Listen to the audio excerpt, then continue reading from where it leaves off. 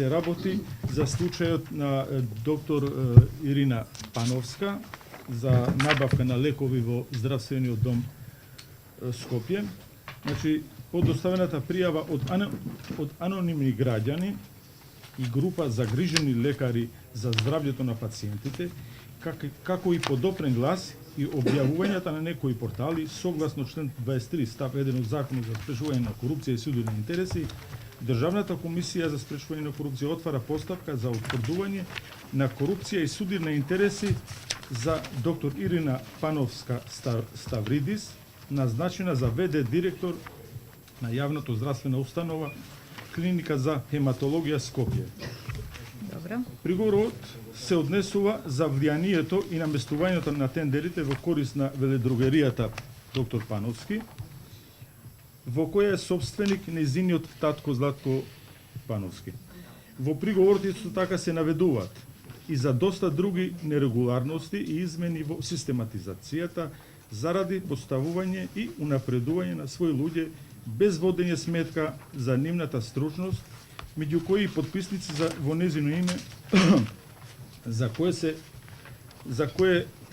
се покријат влијанието, со кое сака да се покријат влијанието и непотизмот во договорите со веледрогеријата доктор Пановски.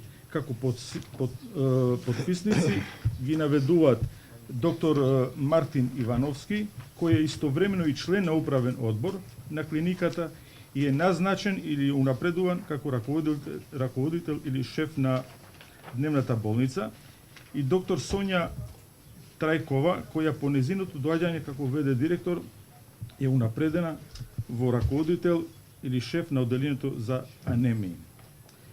Се наведува дека поддршка за своите незаконски дела има и од страна на бизнис пријателката, министерката за одбрана Радмила Шекеринска и од министерот за здравство Венко Филипче. Така, во тие наводи исто се наведуваат и доста други неправилности, како пред регулирањето на постапката, пред отварање на постапките. Значи, за начинот за составот на лековите, за бројот на лековите, видот на лековите кои стручната служба која со нејзиното доаѓање ги има сменето, се насочува на производите што ги увезува веледрогеријата доктор Пановски. И така да спрема сите овие наводи отвараме предмет, постапка, со која ќе се провери за наводите дали се содржливи и тоа. Исто,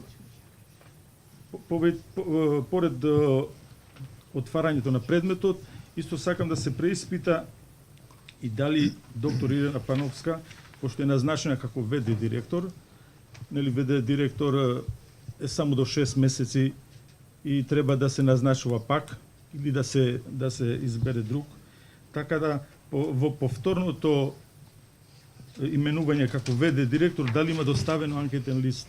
Значи, дали има доставен за првото затварање на анкетниот лист и отварање на новиот за повторниот именување како ВД директор.